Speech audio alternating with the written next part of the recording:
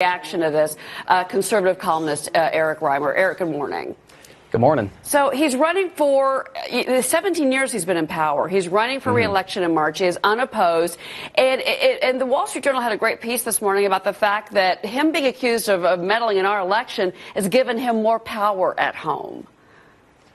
I mean, I think this past year has seen, ironically, Russia's house of cards internationally start to collapse on itself. There's been so many sanctions, as well as Russia being pulled out of the 2018 Winter Games. However, domestically, certainly Putin has continued to crack down on internal dissent, continued to act in a demagogic, strongman way towards the Russian people. And I think it's definitely very worrying because even though Russia has certainly been very active this past year in various foreign interference efforts, ranging from supporting far-right parties in Europe to our own country, as well as military efforts. And I think despite the growing international backlash, Putin certainly is continuing to feed a lot of lies and misinformation to the Russian people. And it definitely is a very sad situation in regards to that. And again, to Lauren's point earlier, this could go on for hours. But, he was in the Middle East on Monday. He has declared victory in Syria. He is very proud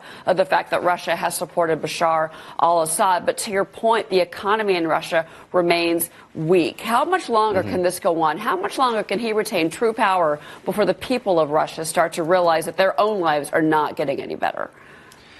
I think that's the big question now. I mean, Putin has indeed announced he's running for president again, and if he does indeed keep power during that entire time, it will have been almost over 2 decades of him keeping power in Russia. And I think eventually there must come a point when the Russian people think about, is this really the kind of society we want to live in, one where we continue to have crackdowns on free speech, on discussion, where we don't have prosperity and international connections and relationships, where Russia's image abroad continues to deteriorate.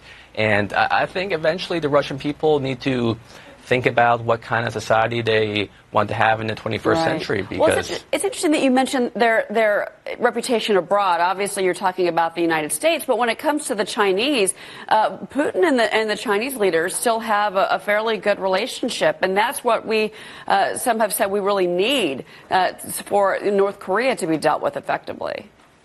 I think it definitely shows the complexity of a lot of the geopolitics, because even though perhaps for issues such as North Korea, there definitely needs to be international cooperation between many different nations to solve it.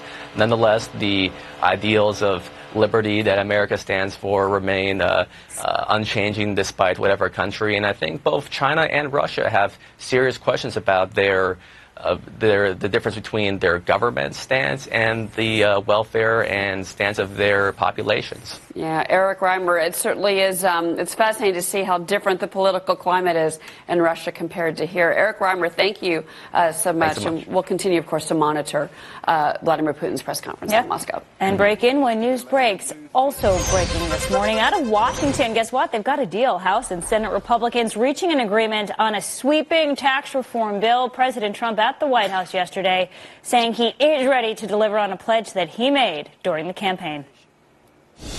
Now we're just days away